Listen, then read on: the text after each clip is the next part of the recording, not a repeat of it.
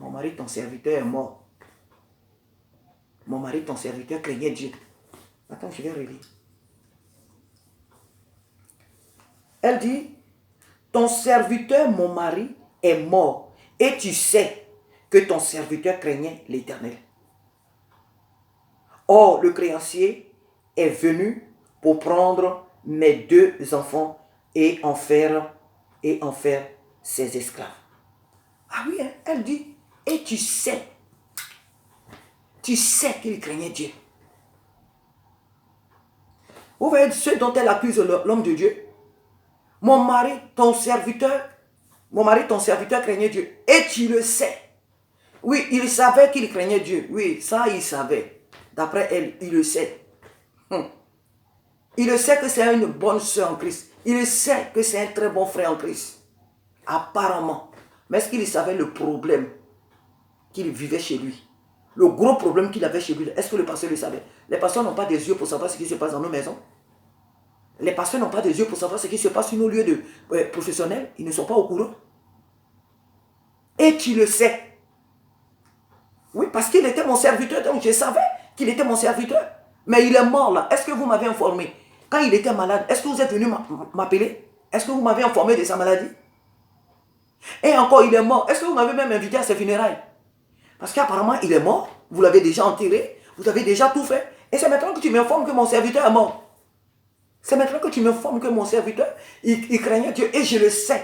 Et je le savais. Non, c'est pas sérieux. C'est pas sérieux tout ça. Et ces choses-là amènent souvent certaines personnes à quitter les églises. À cause de ça, ah oui, j'avais un problème et le pasteur n'a rien fait. J'avais un tel souci et le pasteur n'a rien fait. Et pour cela, ces personnes vont d'église en église, vont d'église en église, elles vont d'église en église. Parce que pour elles, le pasteur doit savoir tout ce qui se passe dans leur vie. Le pasteur doit résoudre tous les problèmes de leur vie. Et comme le pasteur ne le fait pas, alors pour cela, elles changent d'église. Non, c'est pas sérieux. Si c'est ça, on va faire le tour du monde là. Les gens vous allez faire le tour du monde. Vous cherchez les hommes de Dieu parfaits, vous allez les chercher. L'église que Jésus-Christ a bâtie, c'est une famille.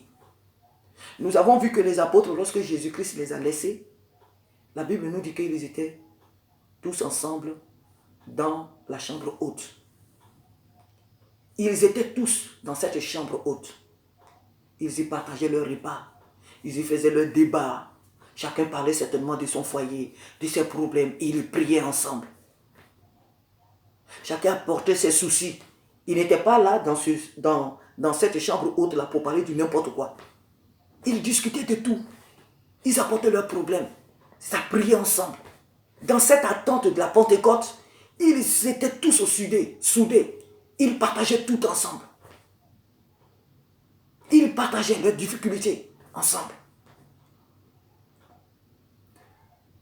L'autre ne dit pas, non, ton problème, ce n'est pas mon problème. Non, Pierre ne doit pas savoir ça. Non, Pierre ne doit pas. Pierre qui était le leader, non, il ne doit pas. Non, ça c'est pas un problème pour lequel on doit informer Pierre. Non, ceci, cela, non, ceci, cela. Non. Et encore, l'histoire de Ananias et Saphira, nous connaissons bien leur histoire. Ananias et Saphira, ils avaient leur bien. Tout le monde envoyait leur bien à l'église. Mais eux, ils avaient un problème. Un problème d'avarisme, un problème d'égoïsme, un problème d'égocentrisme. Ils avaient un problème. Et ce problème-là a fait que lorsque ils ont vendu, eux, leur part de bien, ils ont vendu leur bien, ils n'ont pas voulu envoyer toute la totalité de ce qu'ils avaient gagné, de leur bien qu'ils avaient vendu au peuple, aux frères.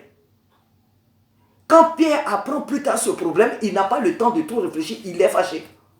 Parce qu'il est là en face d'une situation de ruse, de méchanceté. Or, si Pierre avait été averti au préalable que ce couple avait un problème de méchanceté, Pierre allait avoir l'occasion de leur donner des conseils que frère, c'est vrai que vous avez ce problème de partager, vous avez un problème de social, vous avez un problème de vous associer aux autres, et vous-même vous trouverez les mots qu'il faut, vous avez ce problème. Mais voilà, aujourd'hui, Jésus nous a sauvés. Aujourd'hui, nous formons une seule famille. Vous voyez que tous les autres envoient leur bien et vous voyez que tout le monde en profite. Donc, vous voyez, vous-même, vous voyez comment le Saint-Esprit est en train d'agir. Ne faites pas ça. Parce que si vous agitez, si là, vous n'êtes même pas obligé de vendre votre bien. Personne ne vous oblige de vendre votre bien. Mais si vous le vendez et que vous voulez apporter l'argent, soyez franc avec nous. Parce que si vous ne le faites pas, vous risquez de mourir. Pierre allait les avertir. Pierre n'était pas au courant de leur attitude. Pierre n'était pas au courant des liens qu'ils avaient, des problèmes qu'ils avaient. Peut-être que dans leur foyer, ils ont discuté. Ils se sont disputés à ce propos-là. Il y a un qui a dû dire à l'autre, mais non, on a vendu les biens, il faut qu'on apporte l'argent, sinon tu vas nous créer des problèmes. L'autre a dit non. L'autre a dit non. L'autre a dit, ah, vraiment, tu vois que tout le monde envoie leurs biens sans rien laisser. Et nous-mêmes, on a déjà profité de ce que les autres ont envoyé. Donc, nous, on ne peut pas vendre notre bien et puis laisser la part divisée et puis envoyer un peu aux autres. On ne peut pas mentir aux autres, ce n'est pas bien. Peut-être qu'ils se sont disputés, peut-être qu'ils avaient l'habitude de se disputer dans leur foyer comme ça, sans trouver la solution à leurs problèmes, sans trouver la solution à leurs disputes. Et ce problème, un jour, va apparaître là où il ne fallait pas. Parce que, quand c'est arrivé le problème, normalement, je vais dire là où il fallait que ça soit avant, ce problème va arriver là en retard. Et nous voyons les conséquences. C'est la mort. Le monsieur est mort, sa femme est morte. Sur le champ, le Saint-Esprit les a exterminés. Or, le Dieu que nous servons, est un Dieu de compassion. Jésus-Christ n'a pas envoyé son esprit pour exterminer ses enfants. Les âmes pour lesquelles il a donné sa vie, il n'a pas envoyé son esprit pour les exterminer comme ça. Non. Mais quand Dieu extermine de cette façon, c'est qu'au préalable, il a averti. C'est qu'au préalable, il a enseigné, mais que les gens n'ont pas écouté. Pierre va prendre ce problème en retard. Il se sent pris au piège. Il se sent ridiculisé. Attends, c'est quoi ces frères avec lesquels nous sommes tous les jours? Ils ont des problèmes, ils n'ont jamais dit à qui que ce soit qu'ils avaient des problèmes. Ils ont un problème de méchanceté, alors que tout le monde ici vend leur bien. Nous, on va à la pêche, on envoie le poisson et tout le monde mange et tout le monde, ils profitent de tout ce que les autres. Alors qu'eux-mêmes, ils savent que chez eux, ils ont un problème. Ils ont du mal à partager. Ils ne nous ont jamais fait part de leurs problèmes. Et c'est aujourd'hui là qu'ils viennent me...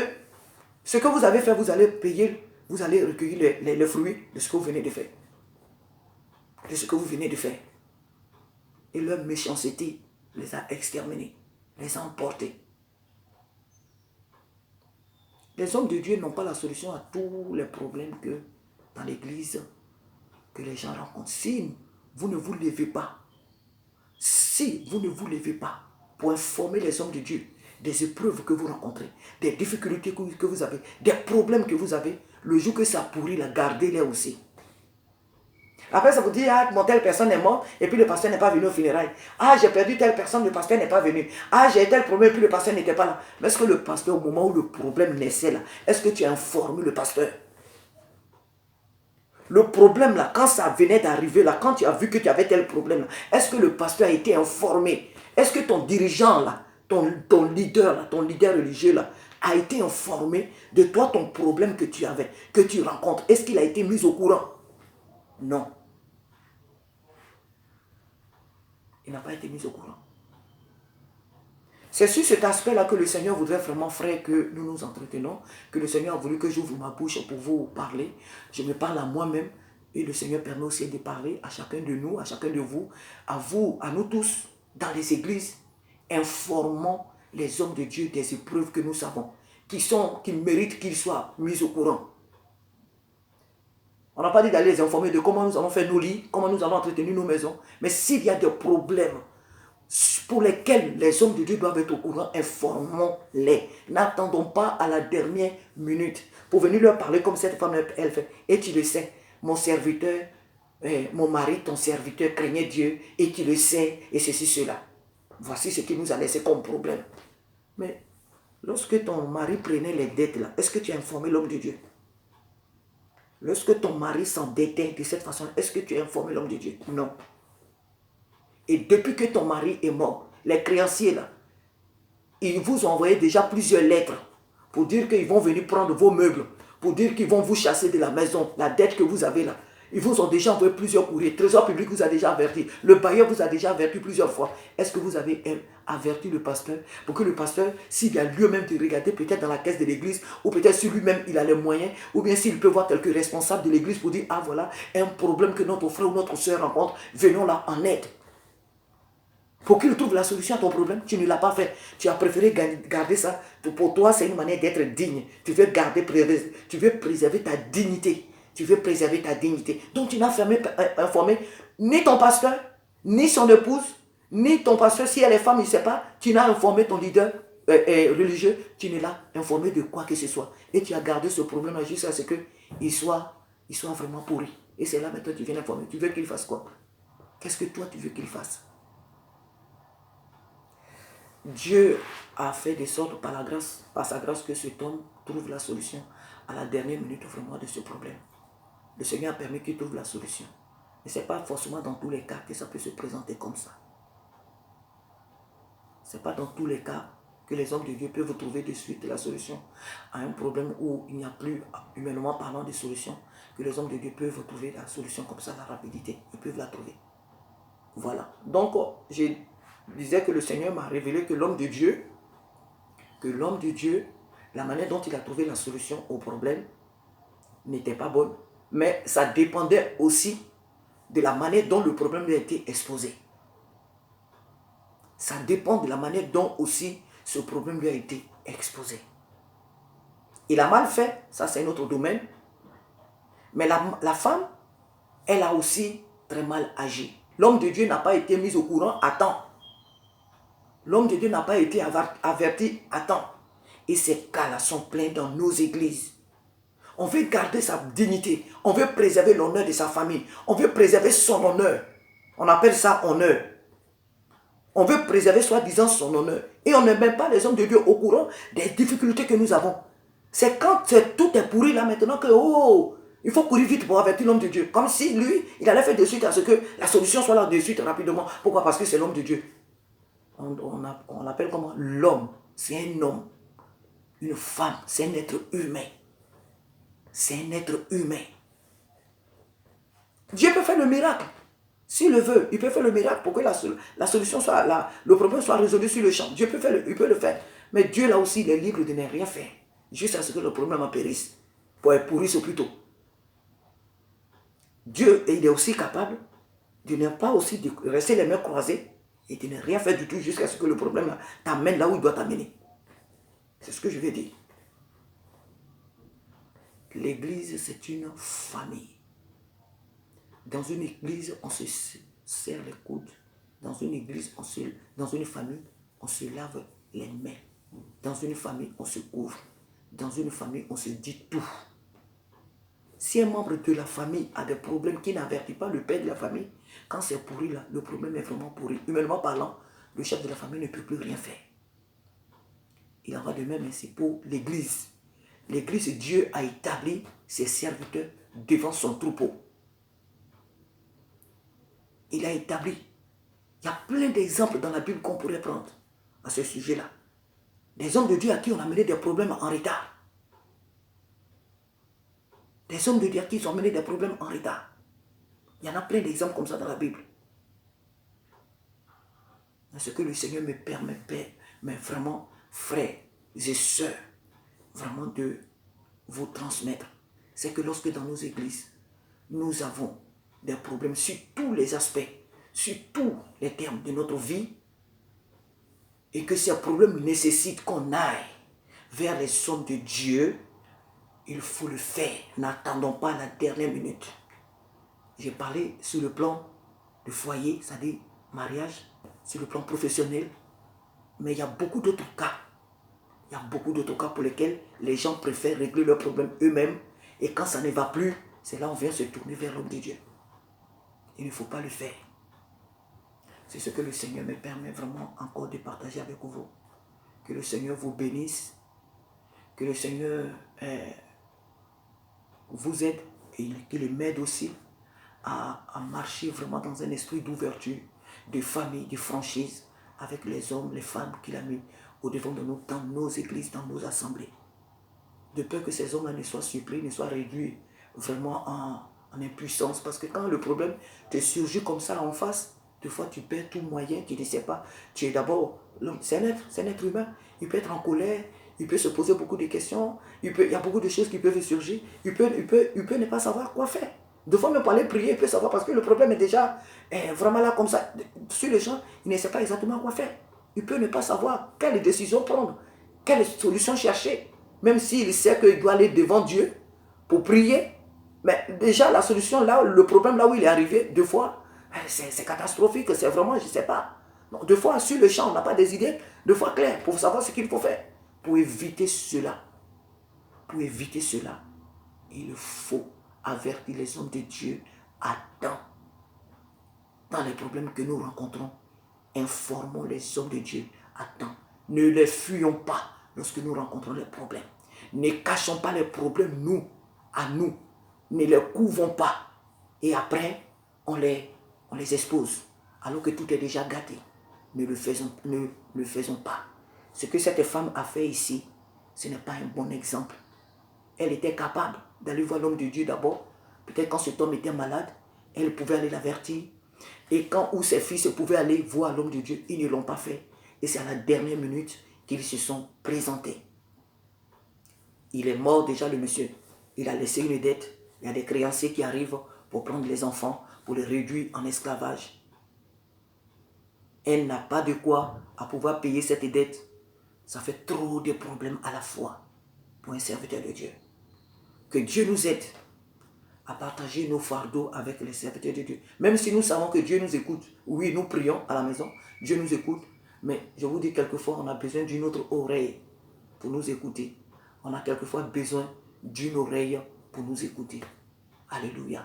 Voilà pourquoi Dieu a établi ces hommes, ces femmes devant nous, afin que nous ne soyons pas délaissés, nous ne soyons pas isolés, nous ne soyons pas abandonnés avec les difficultés que nous pouvons rencontrer. Parce que le Seigneur les a mis là pour pouvoir nous aider. Humainement parlant, ils ne peuvent rien faire. Mais spirituellement parlant, ils ont assez d'épaules larges. Ils ont les mains assez larges pour pouvoir porter nos problèmes devant Dieu. Alléluia. Que le nom du Seigneur soit béni. Et que Dieu nous aide à marcher dans cet esprit d'amour et de famille avec les hommes que Dieu a mis devant nous. Que toute la gloire revienne à celui qui a fait le ciel et la terre. Je le bénis vraiment pour ce passage qu'il m'a donné vraiment depuis de traiter. Vraiment, j'ai dit que Dieu, il nous étonne. Le Saint-Esprit nous étonne. Dieu est tellement profond. Dieu est tellement profond que même là, je dis que c'est une dernière vidéo, mais je ne sais pas ce que le Seigneur va me révéler encore. La parole de Dieu est tellement merveilleuse, est tellement succulente, je ne sais pas comment la qualifier, que vraiment tu lis un seul verset et de ce seul verset peut ressortir beaucoup d'enseignements, beaucoup de leçons, beaucoup de thèmes. Donc vraiment, c'est une grande bénédiction et j'en bénéficie vraiment. Je dis merci au Seigneur pour toute cette révélation qu'il m'a donné de partager avec vous et que son nom soit béni. J'espère que sur la famille ou d'autres, comment on appelle, d'autres thèmes, il me donnera encore à travers sa parole de découvrir encore et d'autres thèmes, d'autres sujets sur lesquels nous allons vraiment partager, sur lesquels que nous allons partager ensemble. Amen. Donc vraiment que son nom soit béni. Je vais encore le répéter, mes mots ont été faibles. Mes mots ont été assez faibles, certainement. Ne regardez pas la manière dont peut-être j'ai parlé. Ne regardez pas la manière dont peut-être les mots, les verbes ne sont pas placés. Ne regardez pas cela, ce n'est pas important. Prends l'essentiel du message. Prends l'essentiel, mon frère, ma soeur. Prends vraiment l'essentiel. C'est ça qui est le plus important. Ne regardez pas la manière dont les phrases, les trucs. Non, non, non. Ce n'est pas ça qui est le plus important. Mais regarde à l'essentiel, vraiment. Que le Seigneur nous aide. Que le Seigneur nous aide pour les moyens qu'il utilise vraiment pour nous atteindre, pour nous parler, pour nous redresser, pour nous restaurer. Vraiment que son nom soit béni pour tout ce qu'il fait et pour tout ce qu'il fera encore. Que toute la gloire lui soit rendue au nom puissant de Jésus-Christ de Nazareth. À très bientôt, frères et sœurs. Amen.